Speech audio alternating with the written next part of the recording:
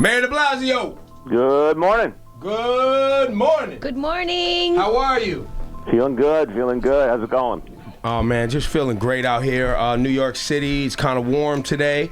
Rain. Are you back in town, Mayor de Blasio? Oh, yes, sir. I'm giving my big State of the City speech tonight. It'll be live on New York One. All right, very this nice. Evening. Very nice. So, wait, real quick before we get to all of that, and I want you to be able to get your stuff off. How are you? How's the family?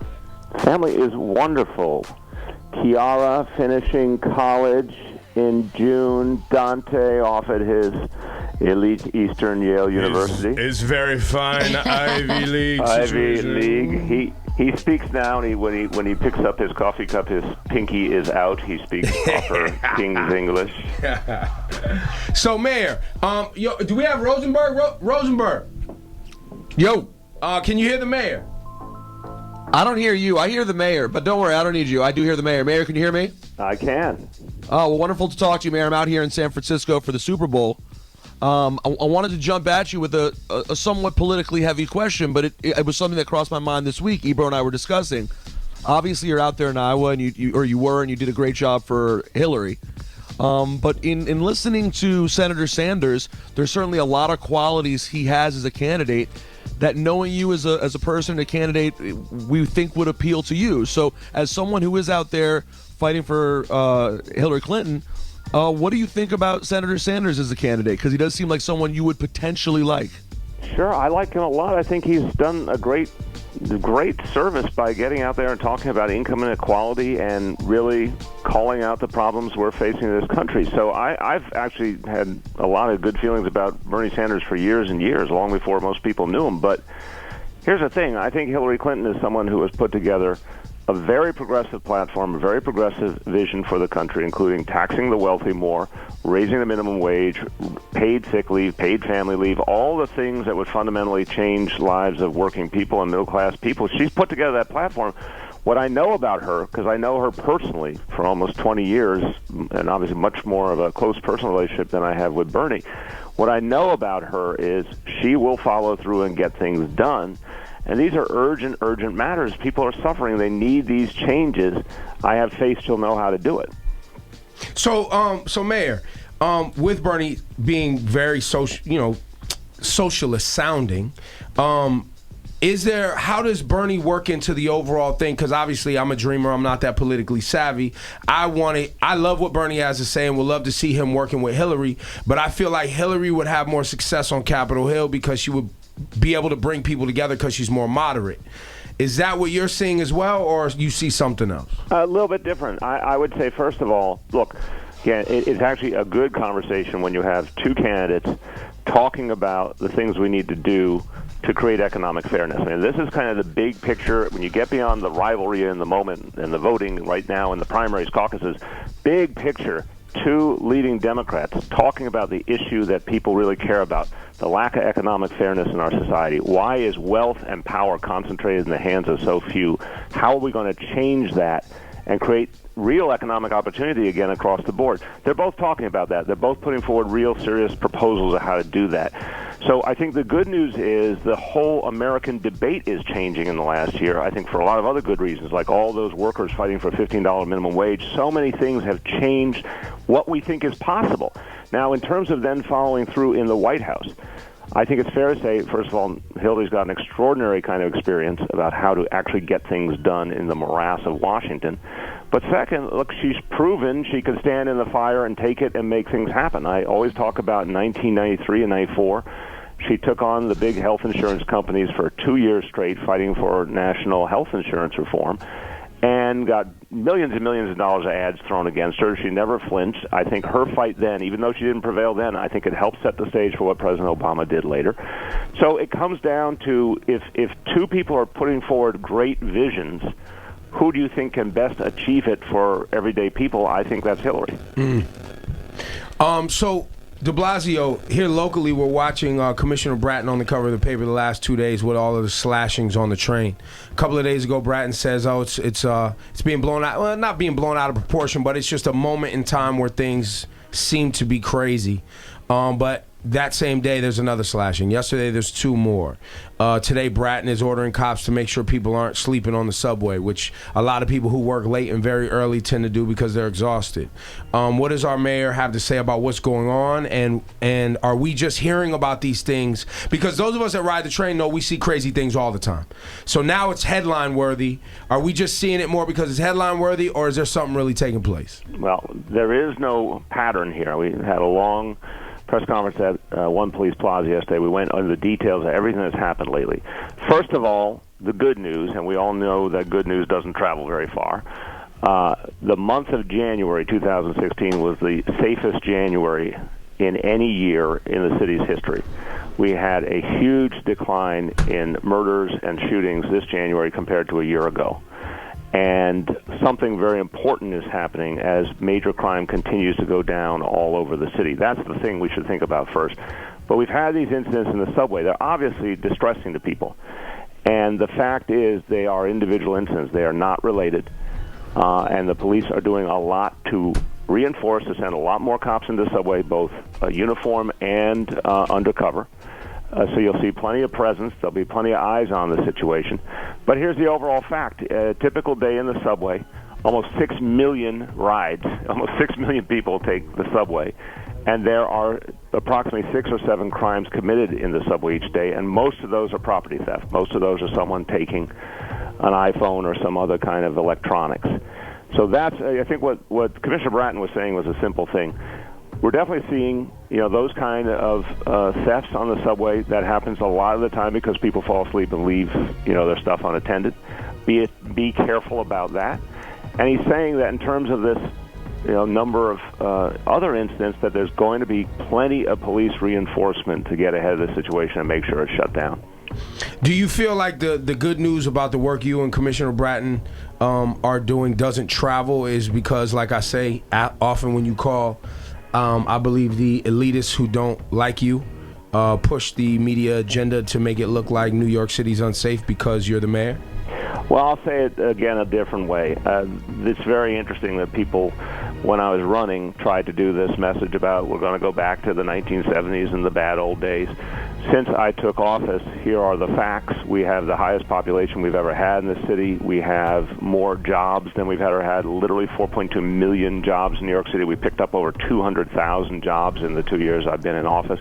Crime has consistently gone down while we ended the broken policy of stop and frisk. Stops have been reduced 93%, and crime went down consistently. So if I lay out that picture to you, you would say, wow, not only did we not go back to the bad old days, we've continued to move forward and become stronger and fairer as a city. Well, there's clearly some people who don't like that, and they try to portray an alternate reality that's just not true. But, I do think the people are more discerning. I think the people see past the blaring headlines. They understand that, for whatever reason, the media dwells on conflict instead of anything that suggests progress. And, in the end, I think people look at their own lives. If they see change in their own lives, that's what they register. There it is. Mayor, are we doing better when it comes to Vision Zero, which was a big thing for you in the last year and a half? There were a lot of accidents when it came to pedestrians and drivers. How are we doing with regard to that in the city? This is such an important thing. Vision Zero, I got so deeply engaged in this, particularly when I came to realize that the number of people we were losing in traffic crashes each year was almost the number of people who were murdered each year. It's just astounding how much of a problem. Remember, there's more and more cars than ever before, and too many people who drive recklessly or drive under the influence, etc. Vision Zero has really started to change that.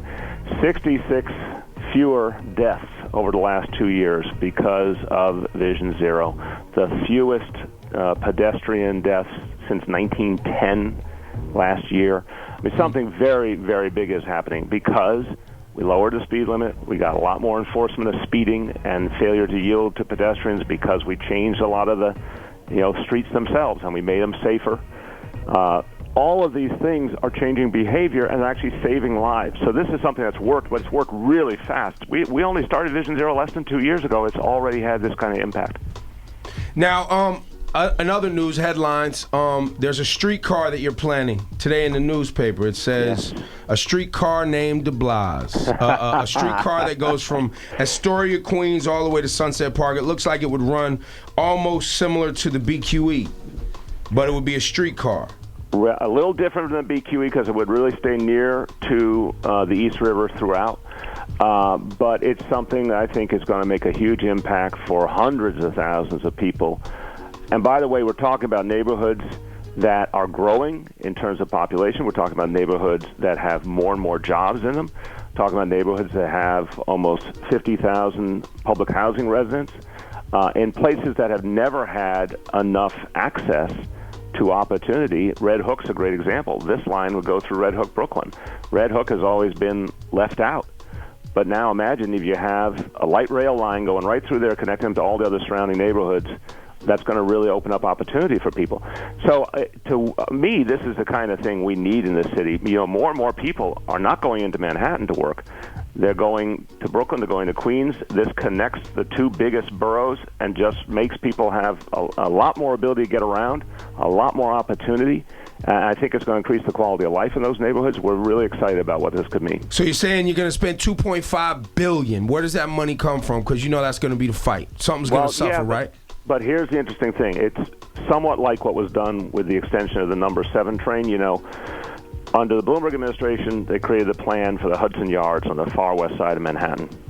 And they said to do that, they had to extend the number 7 train. The way they financed that was with all of the development that would happen there, they were able to project a lot more revenue for the city because, of course, there'd be property taxes coming in on all that development. Use that money to create the additional mass transit. Well, here's another example like that. The values for this area, there's going to be more job development. There's certainly, we already know there's going to be more residential growth. The values are going to go up because this is going to be something that improves the neighborhood. And that additional value will mean more revenue for the city. So what we're really doing here is we're creating new value that wouldn't have been there otherwise by putting in something that people value the most, more mass transit, taking that extra value, the revenue we get from it, applying it to creating the mass transit. It's a really nice sort of closed loop where we would not have had the revenue if we didn't do this. But by capturing that revenue, we create something in people's lives they never would have had. And again, you look at a neighborhood like Red Hook that is so cut off in so many ways. This will change people's lives for the better. So you're saying 2019 this would start and it would take, what, 5 years? I think that's a pretty fair estimate. These things always take time. But once it's built, you know, hundreds of thousands of people get to benefit from it. Yeah, I like this. And are you running for a second term? Because obviously this would be off your watch. I am definitely running for a second term.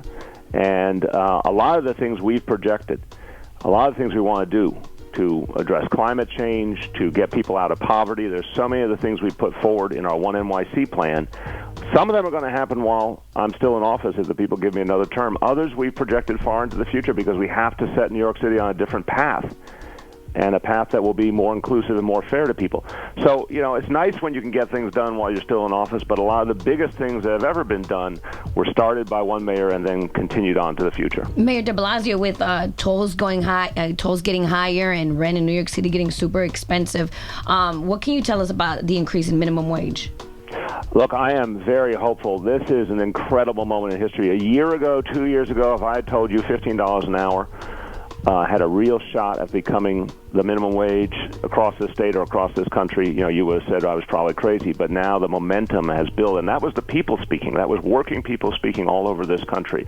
What we've done here, I'm very proud of, I announced a few weeks back, for 50,000 city workers and people who work for nonprofits that have contracts with the city, for 50,000 people who were not making $15 an hour, we just increased their wages to $15 an hour. And we've shown that, you know, here in New York City, we're going to lead. We're going to do it ourselves while pushing the state of New York to make the $15 minimum wage the formal minimum wage for the state. We're going to go up to Albany and fight for that in the next few months. Not surprisingly, there are some in Albany, particularly on the Republican side, who don't believe in the $15 minimum wage, so it'll be a real fight. But I think we have a shot this time, and I think the national discussion, again, is more and more about raising wages and benefits, and that suggests to me it's just a matter of time before we get it done. There's the first dispensary Mayor de Blasio has opened up, I think near Union Square, right? Excuse me. Is there? I heard a rumor that there was a marijuana dispensary that. You just said dispensary. I think it says an interesting thing about you that you just said dispensary and assumed we all were thinking marijuana. That's right. That's right. Okay, I think you need to think about that. Yeah. Now, that's medical marijuana. Let's be clear. That's medical marijuana. Listen, I was taking you down the path of me dreaming here. Yeah, that's good. That's good. That's called projecting. Exactly. You see where I'm going? So we have a medical marijuana dispensary here in Manhattan. Yeah. How long before weed is legal for the people? The people team. I'm gonna answer your question, and then unfortunately I'm gonna have to go on to do the people's business. But so that's a state policy. State voted for medical marijuana to be available, which I think is a smart thing. In terms of the larger issue, I think we have to see what happens in Colorado and Washington State. Those are two big states with big cities in them. That's going to play out over the next year or two. Look, there are real, mixed realities here. There's sort of double-edged sword. I'm sure there'll be some positives. I'm sure there'll be some negatives. But we have a real good experiment we're watching right now in those two states, and we have to see what comes of that. And now we always see the headline is obviously the tax dollars, $6.2 billion. I think the state of Colorado is going to make in tax dollars. I'm not sure if that's correct or not. It's obviously, things you see on the internet, you can't believe everything. And people obviously say that is one of the smartest things you've said all day. Really, Mayor? Well, but there were space aliens that landed at Gracie yesterday. Exactly. Yeah. So the tax dollars isn't persuading any of the people to vote in favor of this, are they? I think it's a very complicated issue, as always, because we have to look at all of the impact. What impact does it have on safety? What impact does it have on health? You can throw revenue in the mix, but again, my gut feeling here is we have two states that have decided to go do it. Let's find out what happens with them, and then we can judge from there. Well, speaking of Colorado, Super Bowl Sunday, Denver, Carolina. Who do you like, Mayor? This is okay. I'm going to go on a limb, and I may be embarrassed for this, but I don't even think it's a contest. I think Carolina, Cam Newton is in the zone. I give honor to Peyton for all he's done over the years, and Denver has a hell of a defense. I will say that, but I just feel like Carolina's got that team of destiny feel about them. And de Blasio, before we let you go, it's only right if the mayor of New York City hits him with a dab. Dab on him, Mayor. Dab. Do you know what the dab is? I was trying to get a clue here. Hit him, dab. So you cross your arms twice, and then it's like you're smelling your armpit, Mayor. It's the dance that Cam Newton does, Mayor. I think it's become incoherent at this point. Give it up for Mayor de Blasio.